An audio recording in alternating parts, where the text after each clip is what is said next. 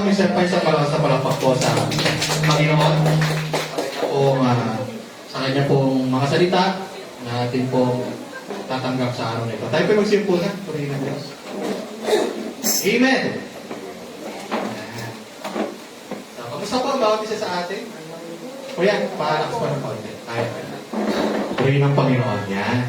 Purihin ng Diyos na tayo po muli nagkasama-sama upang purihin at dakilayan ng ating Panginoon. Ito'y bahagi na po ng buhay natin. Amen po ba? Ang buhay na natin ay sumamba sa Diyos. Ang buhay na natin ay papurihan ng Diyos. Kasi naniniwala tayo at kinikilala natin na ang buhay na ito ay pinagkaloob ng Diyos para sa atin upang lakaran natin yung kalooban niya. Amen? Naniniwala po ko, walang taong nag-invento ng isang bagay na wala siyang purpose. And I believe, tayo binigyan ng buhay ng Diyos because He has a purpose. Amen po ba? May layunin ng Panginoon. Meron po bang nag-build ng isang ito? For example, nakikita natin electric fan. Meron bang gumawa ng electric fan na walang purpose? Anong purpose ng electric fan? Is to give air. Tama po ba? Amen. Mahanginan ng tao. So, hanapin natin, bakit ang Diyos binigyan tayo ng buhay? So, there must be a purpose. May layunin ng Panginoon. And the Bible says, ang pinakaunang layunin ng Diyos dahil kaya tayo niya binigyan ng buhay is to give glory to Him. Amen. Amen? Sa magitan ng buhay natin, makapagbigay tayo ng kalwalhatian sa Panginoon. Kaya pinamahalaan ng Diyos ang tao, mamahala sa mundong ito for His creation because alam niya kapag kakatiwalaan niya ang tao na magbibigay kalwalhatian sa Kanya. Subalit, nung pinili niya tayo magkasala sa Diyos, nagkaroon ng sirang relasyon ng tao sa Diyos, nagkaroon ng separation. Pero dahil kay Kristo, ibinabalik niya muli yung magandang ugnayan ng Diyos sa tao. Na talagang pinaka-purpose ni Lord na ang tao ay makapagbigay ng kalwalhatian sa Panginoon. Kaya tayo yung pinagkatiwalaan ng Diyos. Amen po ba? So, tayo ngayon ay nasa Panginoon sa Kristo na ibinalik sa atin ng Diyos ang kanyang pagtitiwala. Inayos ni Kristo ang ating kaugnayan muli sa ating Diyos. Amen? So, kailangan, nauunawaan natin ngayon kung anong bagong buhay meron na tayo. And our title for today is From Casual Faith to a Dedicated Life. When you say casual faith, ito yung not serious about your faith. Pwede sabihin ng mga tao sa mundo, meron man akong pananampalataya, kilala ko naman ang Diyos. Tama po ba? Pwede sabihin ng tao But, gaano tayo nakasisiguro na itong faith na ito, itong paniniwala na ito, ay ganun kaseryoso sa Panginoon. That's why hindi pwede casual faith lang. It must be a dedicated life. Kasi makikita mo ang isang tao na naniniwala lang may Diyos, pero hindi isinusurrender ang buhay sa Diyos. Amen po ba? So, from casual faith to a dedicated life means dati tayong mga hindi naging seryoso sa ating faith, bagamat alam natin may Diyos, tama po ba? But now, hindi lang natin alam na may Diyos, ngayon, isinusurrender, ibinigay natin ang buhay natin sa Panginoon. Kaya sabi ng Roma chapter 12, verse 1, sorry, baterya pa po kayo. Sige, alisan, pala lang ha. Wala ng baterya Kaya nga mga kapatid, alang-alang sa masaganang habag ng Diyos sa atin, ako'y nakikiusap sa inyo. Sino po ang nagsasabi na papayagan? Si Pablo. Sabi niya, ialay ninyo ang inyong sarili bilang isang handog na buhay, banal at kalugod-lugod sa Diyos. Ito ang karapat-dapat na pagsamba ninyo sa Diyos. Amen. So maliwanag, na ang gusto, pinaparahan tayo ng salita ng Diyos, na ang gusto ng Diyos ay hindi lang casual faith. Naniniwala lang na may Diyos. Kundi ang gusto niya, ialay ninyo ang iyong sarili bilang handog na buhay sa Diyos. Talagang may pag-surrender, talagang may pagsuko, talagang may pagbibigay ng buhay sa Panginoon. Amen po ba? Kaya tingnan po natin. Maraming mga tao, they believe in God, but they don't live for Him. Amen? Naniniwala may Diyos, pero hindi nabubuhay para sa Diyos. And today, pag-uusapan natin kung paano Nagsimula tayo from a casual faith, not serious about our faith, but now a dedicated life to God. Amen po ba? Let's pray. Heavenly Father, we thank you for this opportunity that once again, makakapakinig kami ang pagbulay ng iyong salita. Pangunahan niyo po kami, Panginoon, sa pagbubulay nito. Mangusap ang po sa amin. Patuloy mo, Panginoon, ayusin ang aming mga puso at isipan. Panahanan mo ito. At alam namin, ang salita mo, O Diyos, ang patuloy na babago at uhubog sa aming buhay at pananampalataya. Kaya mangusap ka sa amin, Panginoon. Bigyan niyo po kami ng karunungan at pangunawa sa aming mga maririnig sa araw na ito. At dalangin po namin, Panginoon, walang anumang gawa ng kaaway ang makapanaig upang hindi po namin maituon ang aming atensyon, ang aming puso at isip sa mga salita mo sa oras na ito. Kaya Lord, dalangin po namin, ang presence mo ang mamuna sa aming pakikinig. Ang presence mo, Panginoon, ang mamuna sa mga oras na ito na kami po ay magbubulay ng inyong salita. Kaya salamat po, Panginoon, sa mensahe ngayon na hindi lang kami makakilala ng Diyos, kundi talagang magkaroon kami ng buhay na talagang mayroong pag-ahandog ng tunay sa iyo, Panginoon. Salamat po sa iyong banal na Espiritu na patuloy na gumagawa at kumikilos sa aming buhay. At salamat sa iyong pagpapala na pinagkakadog mo sa bawat isa sa amin. Ito po ang aming dalangin sa pangalan ni Jesus. Amen. So naniniwala po ba kayo that they know God but they don't follow Him? So casual faith, not serious about their faith. Because they only know God. Pero wala doon yung pagsunod. No? At maraming mga naniniwala sa Diyos pero hindi handang mabuhay para sa Kanya. So are you agree with me? Amen. No, maraming mga tao casual faith lang. Not serious about their faith. Pero tayo, tinuturuan tayo ng Bible na tayo ay magkaroon ng hindi lang naniniwalang may Diyos, kundi talagang handang i-dedicate ang ating buhay sa Panginoon. Kasi tayo lahat po ay tinatawag ng Diyos, He is calling us to a dedicated life, not for a casual faith. Amen po ba? Amen? Praise God. So, what Christian life really is? Ano ba talaga ang tunay na faith na Kristiyanong buhay o buhay Kristiyano? Ang buhay Kristiyano, mga kapatid, not just believe, but surrender. Sabihin mo sa tabi mo, hindi ka lang naniniwala, pati sinusurrender mo ang buhay mo sa Diyos. Yan ang tunay na Kristiyanong buhay. Amen? Are you a Christian? Amen. Are you a children of God? Amen. Anak ka ba ng Diyos? Amen. Kung kaya anak ng Diyos, kaya Kristiyano, you're not just believing. You surrender your life to God. Amen po ba? Ibinibigay mo ang buhay mo sa Panginoon. Hindi lang naniniwala. That's why, number 1, ito po yung paalala sa atin ng Roma chapter 12, verse 1. No? Yung story na ito, pinapaalala ni Pablo sa mga mananampalataya noon, no? Na alalahanin nyo yung mercy ni Lord sa inyo. Kaya sabi po ng point number 1 natin, a dedicated life is rooted in God's mercy. Ibig sabihin, sabi ni Pablo sa mga mananampalataya, kaya nga mga kapatid, alang-alang sa masaganang habag ng Diyos sa atin, alang-alang sa masaganang habag. Ibig sabihin, alalahanin nyo yung napakalaki ng habag at awa ng Diyos sa atin na tinanggap natin. Lahat ba tayo tumanggap ng mercy ni Lord? Taas ang kamay, naniniwala, tumanggap siya ng mercy ni Lord. Tumanggap siya ng habag ng Diyos. Bakit tayo tumanggap ng habag ng Diyos? Ano ba tayo? Sinners. Tama po ba? Amen. Sinners. We are all sinners. So, nangangailangan tayo ng mercy ni Lord. At ang sabi ni Pablo sa mga nanampalataya, alalahanin nyo kung gaano kalaki yung mercy ni Lord. Gaano katindi yung mercy ni Lord sa inyo.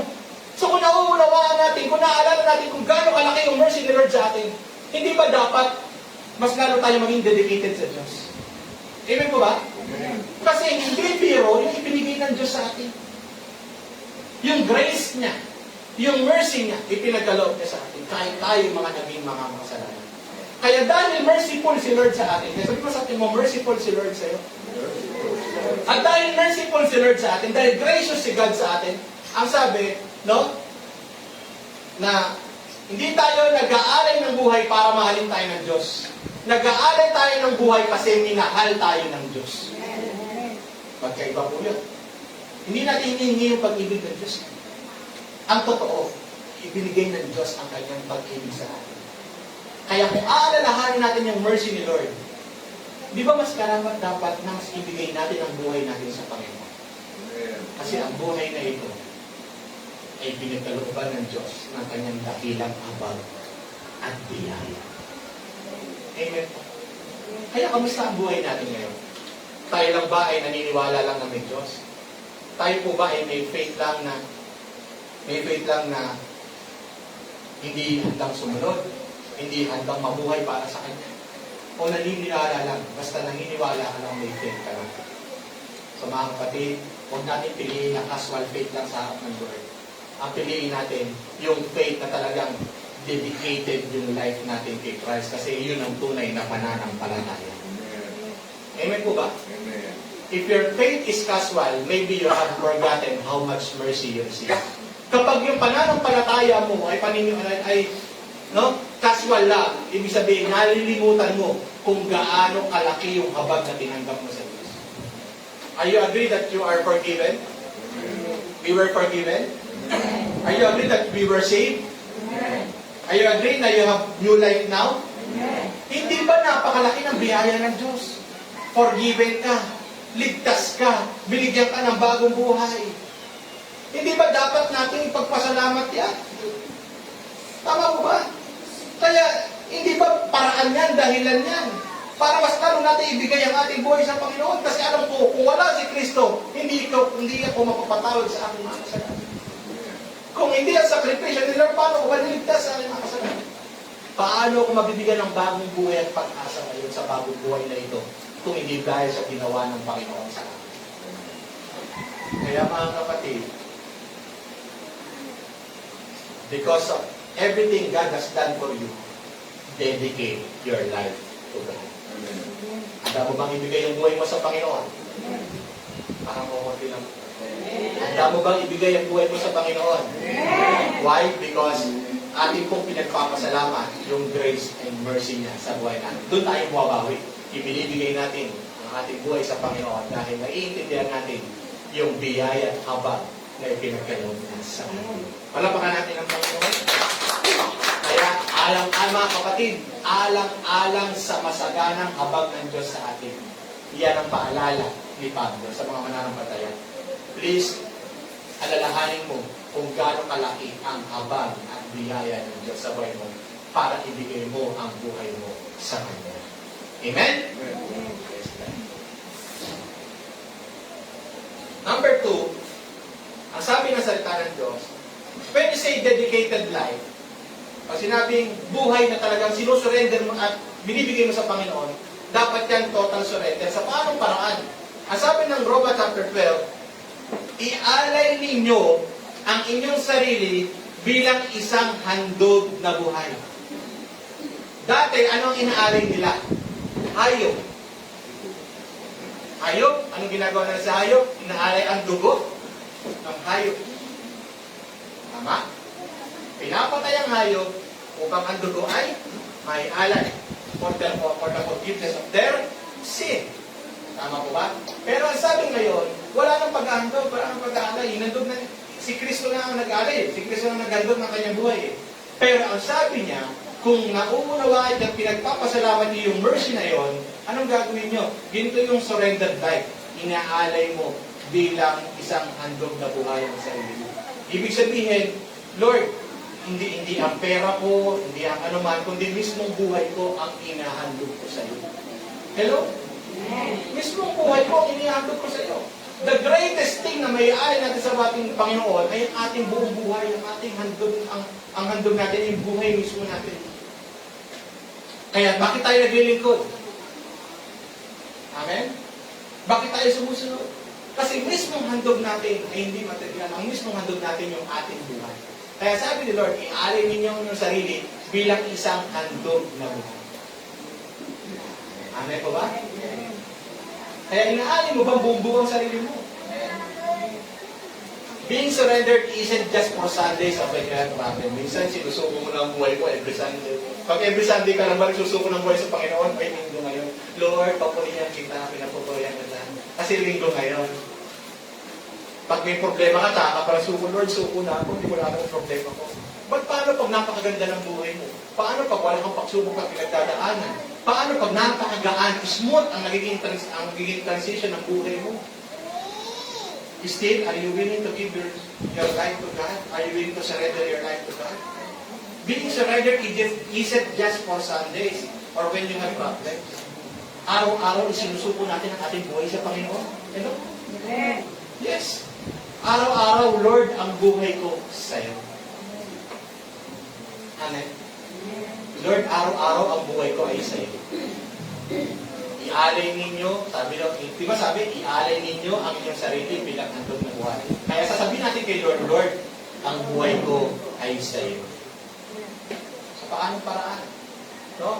Kasi ang casual faith, ganito eh. Lord, part ka ng buhay ko. Bahagi lang para si Lord sa buhay niya. So, ibig sabihin, pwede niyang kalimutan, pwede niyang alalahanin. Lord, hindi po gano'n. Dahil dedicated yung life ko sa'yo, Lord, ikaw ang lahat sa akin. Tama po ba? Magkaiba kasi, Lord, part ka ng buhay ko. Ibig sabihin, may part lang si Lord na siya lang. Pero ito iba, wala nang, hindi na pwedeng hawakan ng Lord yung ibang aspeto ng buhay mo. Amen po ba? Pero pag ito ay napak sa Panginoon, total surrendered ka, dedicated life ka kay Lord. Lord, ikaw ang lahat sa akin. Tama ba? Because your time is for the Lord. Amen? Yung oras mo ay para sa Panginoon. Amen po ba? Bakit? Ikaw ang lahat sa akin.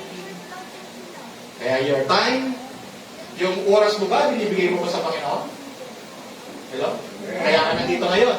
Kaya ka umaattend ng Project Law. Kaya ka umaattend ng prayer meeting. Kaya ka nagsiserve pag may gawain ng Panginoon. Inilalaan mo ang oras mo. Why? Because siya ang lahat sa iyo. Kaya ang oras mo kay Lord rin. Priority mo siya. Amen mo ba? Yung decision mo, sinasama mo ba si Lord sa mga decision mo? O nag-decision ka lang ba sa gusto mo pero minsan ay labag na sa kalooban ng Diyos ang mga ginugusto mo sa buhay. Pero Lord, all my decisions ay dapat ayon sa iyong kalooban kasi maging decision ko ay para sa iyo. Yung relationship ko ba sa buhay, nakakalugod pa ba sa Panginoon? Lord, ang relationship ko sa family ko, gusto kong ayusin for your glory. Lord, ang relasyon ko sa asawa ko, gusto kong ayusin for your glory. Lord, ang relasyon ko sa aking mga anak, gusto kong ayusin for your glory. Kasi ikaw ang lahat sa akin. Kaya lahat ng relasyon ko, gusto kong maayos, gusto ko pinangungunahan mo, kasi lahat ng meron ako ay para sa iyo. Kaya inaayos mo ang buhay ng pamilya mo, inaayos mo ang buhay ng anak mo, inaayos mo yung marriage life ninyo, inaayos mo yung pakikisama mo sa mga tao, because all relationship is for the Lord. Why? Because siya ang lahat sa iyo. Naunawaan niyo po? Your actions. Bakit pinipilit mo maging maayos yung action mo? Why? Because, Lord, ikaw lahat sa akin. So, maging ang lahat ng mga kilos ko, lahat ng mga gawa ko, is for your glory. Ang aking pamumuhay. Bakit inaayos mo ang pamumuhay mo? Mas maigi ng tapat kesa naman maangking ko man ang mga bagay-bagay pero nakuha ko sa masama. Hindi ko napipiliin. Mas maigi na maging tapat kahit ito lang ang meron ko, naging tapat naman ako sa paningin ng Panginoon. Amin mo ba? Because your lifestyle is for the Lord pa rin, for the glory of God pa rin. Whatever you have, all aspect in your life is for the Lord. Why? Kasi hindi lang part si Lord ng buhay mo. Siya ang lahat sa iyo. That's why hindi pwedeng casual faith ka. Dapat dedicated faith ka. Iyan ang tunay na sumasampalataya sa Panginoon. Ibinibigay ng buo ang kanyang buhay kay Lord. Sinusurrender ang kanyang buhay kay Lord. Hindi lang half-half. Hindi lang portion si Lord. Lahat ay para kay Lord. Kaya ang sabi ulit ng verse 1, ialay ninyo ang inyong sarili bilang isang handog na buhay. Mismong sarili mo, inaalay mo, hinahandog mo sa Panginoon. Lahat-lahat sa buhay. Amen po ba? Are you willing to give your time for the Lord? Gusto mo bang bahagi si Lord sa mga decision mo? Gusto mo bang bahagi si Lord sa mga relationship mo? Gusto mo bang bahagi si Lord sa mga action mo? Gusto mo bang bahagi si Lord sa lifestyle mo? salamat sa Panginoon para paanak ng Diyos. And third is, syempre, hindi mo lang daw iaandog sa Diyos, hindi mo lang iaandog ang buhay mo buo sa Diyos. Dapat i-dedicate mo yan, ibibigay mo yan, para mamuhay ng banal at kalugod-lugod sa Diyos. Kaya sabi ng Roma chapter 12 verse 1, ialin niyo ang inyong sarili bilang sa handog na buhay, banal at kalugod-lugod sa Diyos. Mga kapatid, Christian life is not just about fellowship. Hindi lang ang Kristiyanong buhay, hindi lang fellowship. Kristiyano ka kasi nag-church ka. Kristiyano ka kasi sumasama ka sa fellowship. Kristiyano ka kasi may worship. No! Christian life is not just about fellowship. It is about living a life that pleases God. That is Christian life. Hello? Kapag nabubuhay ka to please God, that is Christian life. Kaya pag pinipili mo mabuhay to please the Lord, meron kang tunay na pagiging isang Christian. Because Christian life is not just about fellowship. Ngayon, may mga fellowship tayo, may mga pagsasama-sama tayo. Hindi lang po yan ang Christian life. Ang Christian life natin, yung pinipiling natin sama-sama na mamuhay na kalugod-lugod sa Diyos. Amen? When you say holy, set apart. Ibig sabihin, inilalayo mo, inihiwalay mo ang sarili mo to be acceptable to God. What does it mean? You are in this world, but not of this world. Ikaw ay nabubuhay sa mundong ito, pero hindi ka nabubuhay para sa mundong ito. Hindi ka nabubuhay ng makamundo. Sabihin, Pastor, napakahirap naman na nasa mundo pa rin tayo. Yes! You are in this world, nasa mundo ka. Pero hindi tayo umaayon sa takbo ng mundo. You are in this world, but not of this world. Naunawaan po ninyo? Nabubuhay tayo sa mundo ito, pero hindi tayo naging makamundo. Because we belong to God. Bagamat makaka-encounter tayo ng mga temptation sa mundong ito, makaka-encounter tayo ng mga bagay na masama sa mundong ito, pwede tayo ma-influence, pwede tayong maakay, pwede tayong magkamali. Yes, we are in this world that full of sin. Tama? Nasa mundo tayo. Pero hindi tayo pagmamayari ng mundo ito. We belong to God. Nauna ako ninyo. Kaya kahit nasa mundo tayo na magulo, puno ng kasalanan, puno ng kaguluhan, pilit tayo naman ang nagliliwanag para kay Kristo. Kaya sabi ng Matthew chapter 5 verse 16, let your light shine to see your good deeds and praise your Father in heaven. Bagamat tayo nasa mundo na puno ng kasalanan, mundo na puno ng kaguluhan, hindi tayo makamundo na kay Lord tayo, kaya kahit nasa magulong mundo tayo, magliliwanag tayo para kay Jesus. Sa paano paraan, ginagawa natin sa mundong ito kung ano pa rin ang mabuti sa harap ng Diyos.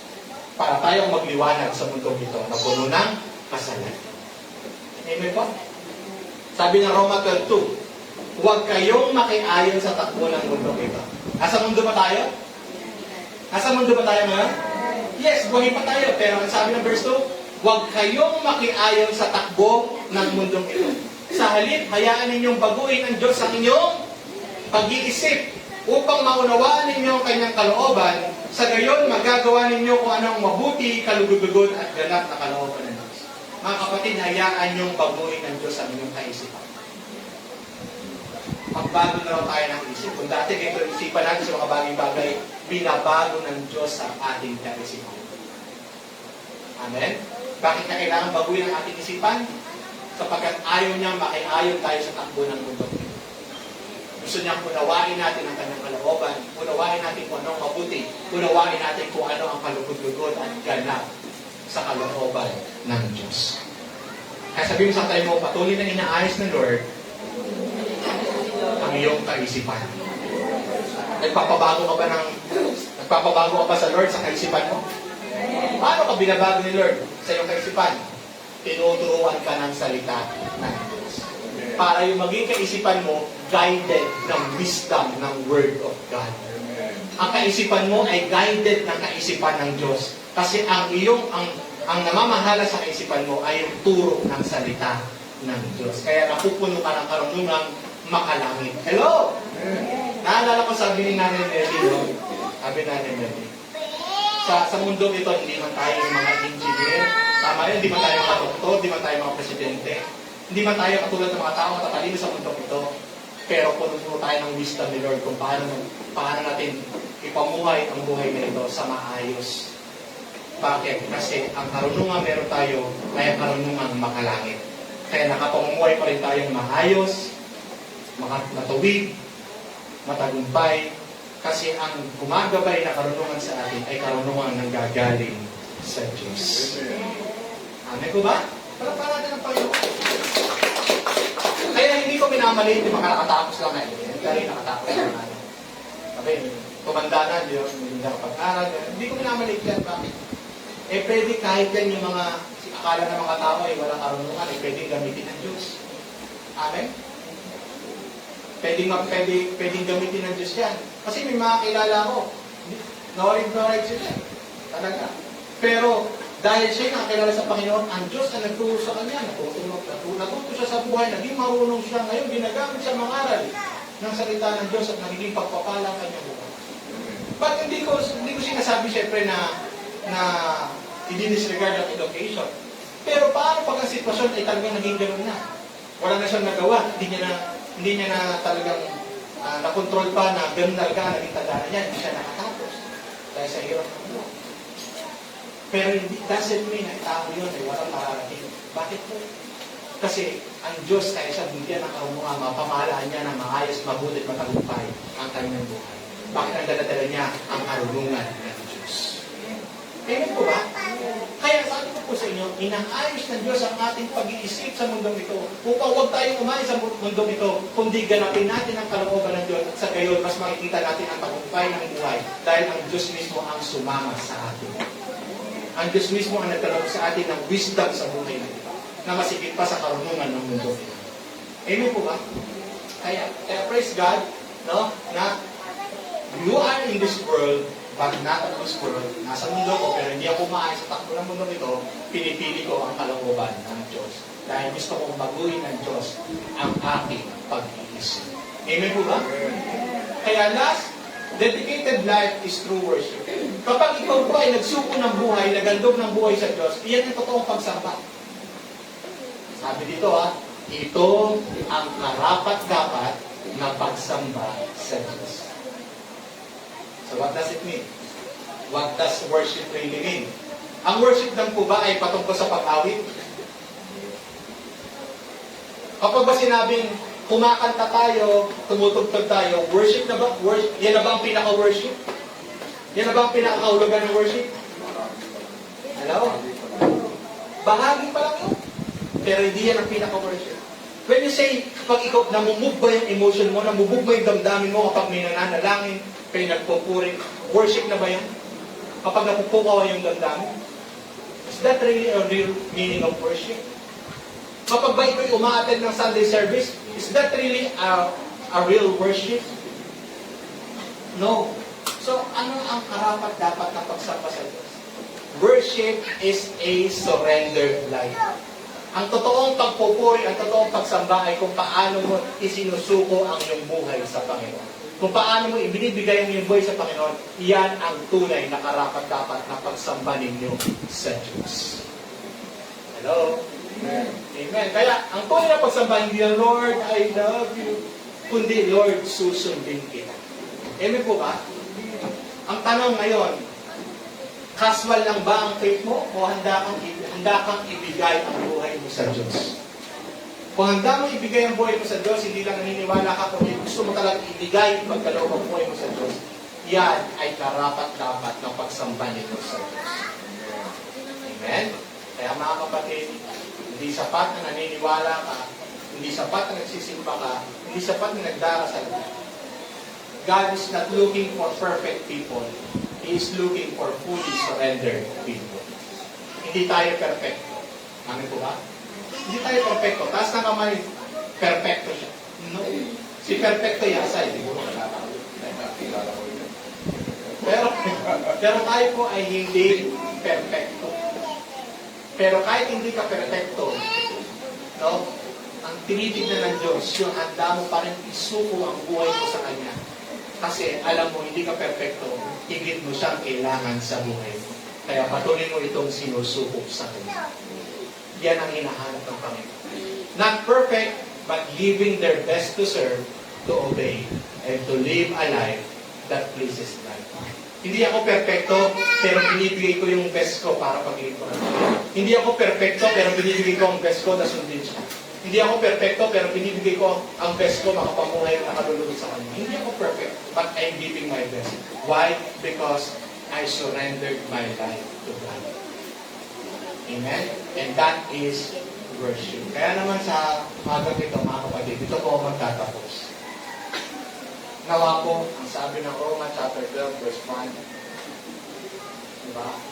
Ang sabi niyo doon? Kaya ang mga kapatid, alang-alang sa kasaganang habag ng Diyos sa atin. Remember the mercy of God sa buhay mo. Remember yung grace niya, alalahanin mo palagi yan. Ako'y nakikiusap sa inyo, ialay ninyo ang inyong sarili bilang isang handog na buhay. Offer your life to God. Amen? Sa paanong paraan? Yung banal at kalugod-lugod. Sikapin mong to live a life that pleases God. Dahil ito ang karapat-dapat na pagsamba natin sa Diyos. Amen? Kaya salamat po sa ating Panginoon. Kaya manalangin po tayo, ngayon po natin ang patnubay ng Diyos sa atin. Dakilang Diyos, maraming pong salamat sa paalala po ng inyong salita sa araw na ito. Nagpapakumbaba po kami, Panginoon, kung ang faith namin ay naging casual. Na kung saan, Panginoon, naniniwala kami, pero mas maraming time na hindi talaga namin buo na isusubo ang aming mga sarili, na ibibigay ang aming buhay bilang handog. Dahil minsan, kami pa rin ang nasusunod, hindi ang iyong kalooban. Patawarin niyo po kami, Panginoon. Narito po kami, buong pusong lumalapit po sa iyo. Nagpapasalamat na pinaunawa niyo po sa amin ang iyong salita. Upang sa ganoon, Panginoon, muli kami mapalalahanan na ang tunay na pagsamba, O Diyos, ay hindi lang patungkol sa pag-attend namin ng simbahan ito. O hindi lang patungkol sa pagdarasal, o hindi lang patungkol sa paniniwalang may Diyos. Kundi, ang karapat-dapat, Panginoon, na pagsamba sa iyo ay kung paano po namin, Panginoon, sinisikap na sa aming buhay, ikaw po lamang ang nalulugod sa lahat ng aspeto ng ang buhay. Na talaga pong pinipili namin, Panginoon Diyos, to live a life that pleases you.